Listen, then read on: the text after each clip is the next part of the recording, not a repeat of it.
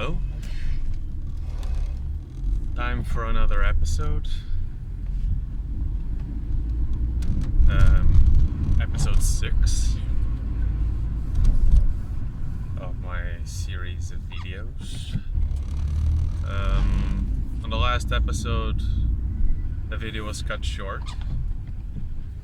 And, well, I decided for this channel to be completely, genuine and truthful.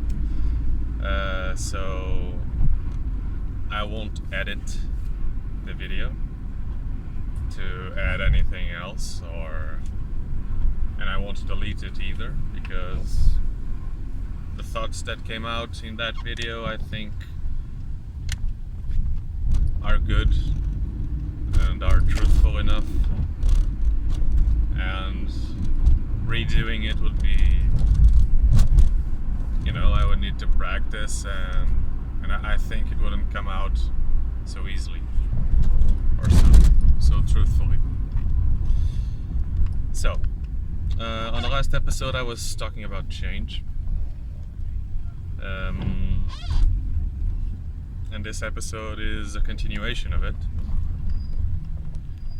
to the best of my ability, to try and understand change not only in a more positive light, but how to deal with it. That's my main objective of this video. How to deal with it and understand it.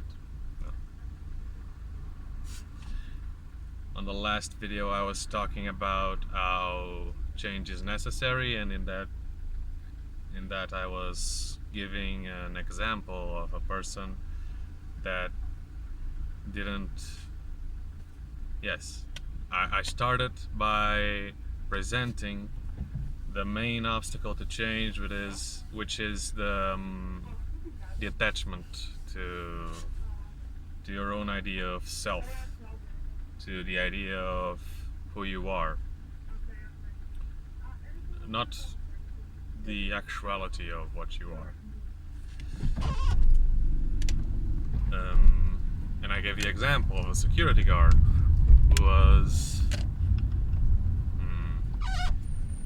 a fly. A security guard that was a fly. Of a security guard that took pride in his ability to observe and be more observant than most people. So when he failed, he blamed himself much more because he took pride in that, and that is a very serious obstacle to change, and it's very common. Not only that, but also the thing I talked about later in the video, of not realizing that you aren't one singular thing, and that your properties of today are not your everlasting properties, at least in a psychological context. Your physical properties are also mutable, but to a certain limit. Well, I guess both of them are mutable to a certain limit. Change and transformation is necessary for you to become a better person and to overcome the difficulties of the world, and be able to teach how to overcome those difficulties as well. But you have a limit, in my opinion. You have a limit to how much you can change both in a psychological context and in a physical context. And you shouldn't try to change literally everything. There needs to be a balance of acceptance and unacceptance. That is, you need to understand whether or not that property is bad for you or others in both your body and your mind. So, and then that's a very difficult thing to do. And honestly, I don't have a very good answer for that. That is a hole in my explanation. A gap in my explanation. Because it's difficult to see in what you have, both physically and psychologically, what truly isn't good. Some things are easy to see, you know, when you self-sabotage, when you aren't productive, when you are feeling sad, when you are feeling miserable, something needs to change. If you are incapable of keeping a relationship, there's something wrong. You need to understand what is wrong, and you need to try to improve that. And the same with the physical body, you know, when you can't really perform physical tasks easily in any way, when you get absolutely devastated by walking up some stairs, you should improve on that.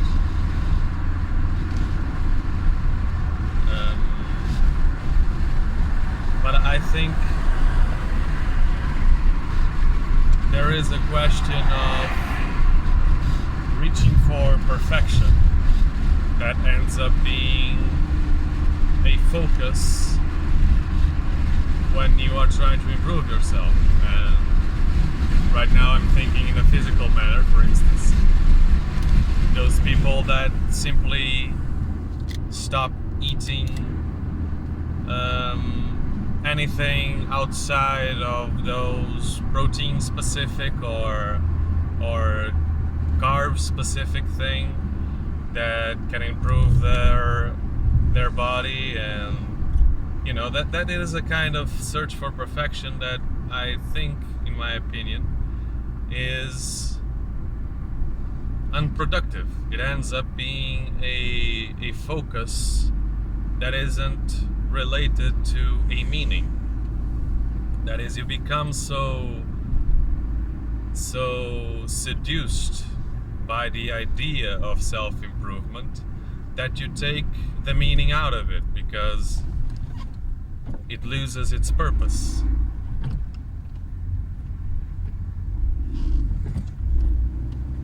The purpose of getting yourself into shape isn't to become a perfect being. The purpose is to become someone flexible and strong enough to deal with the day-to-day life. And the same goes for the psychological. You should strive for something greater than yourself. You should strive for something that goes beyond what you are. But the fixation with perfection is unhealthy and impossible. In order to reach it, you need to actually work on it forever. Forever.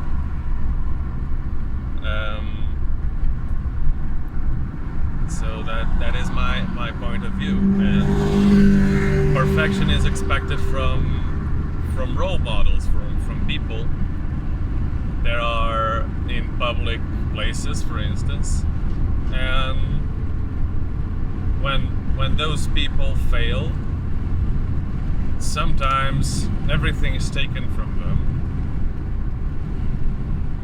for no good reason. It always depends on the failure, of course, but sometimes a person just says something stupid like 15 years ago and is cancelled and is ostracized. That is a view that isn't good. There are no living sinless people. This world has no living sinless human. Everyone has a sin. Even the most pure have a sin. So it's wrong to simply believe that a person should be completely taken out because of an error.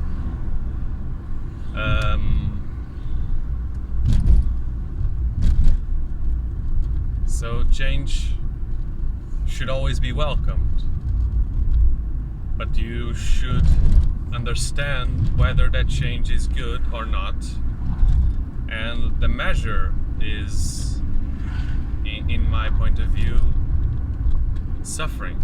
The measure to know whether that change is good or not is how much suffering it brings to yourself and to others, but especially to yourself and the people you truly care about. That I believe is the best measure to understand whether a change is good or not.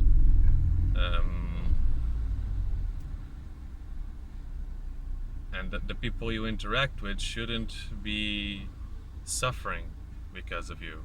That is the main point. Especially if that suffering is undeserved. Sometimes you change to become a more truthful person, a more honest person, and these honest people will suffer because of that. These honest people in your life may suffer because of that.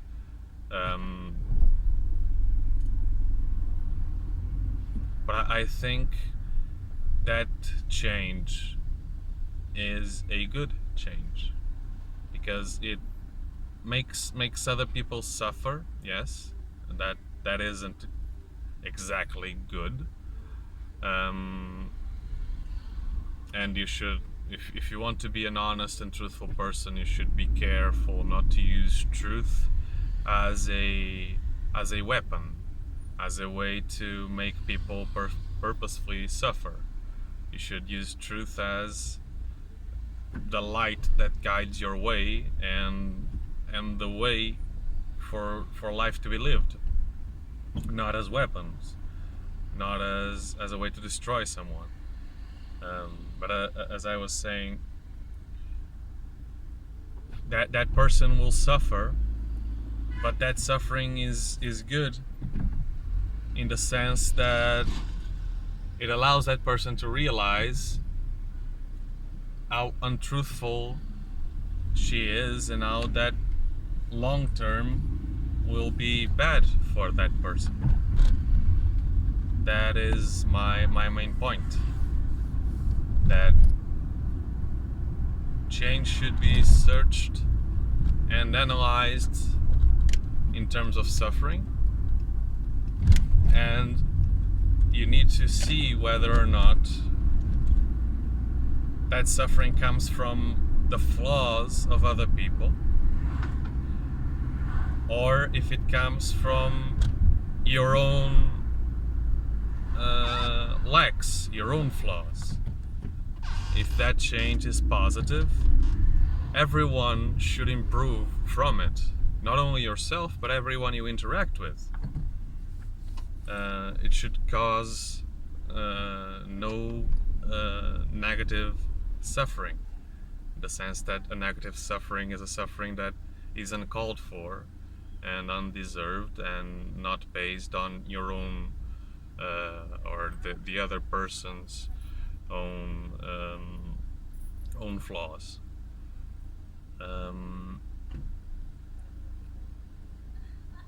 That is a bad suffering, but a good suffering is one that comes just from the fact that you are incomplete, and since you cannot feel the entire picture, you suffer.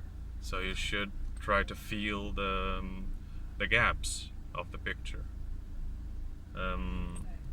That is the correct way, in my view, to process change. Change should come in such a way that it improves everyone.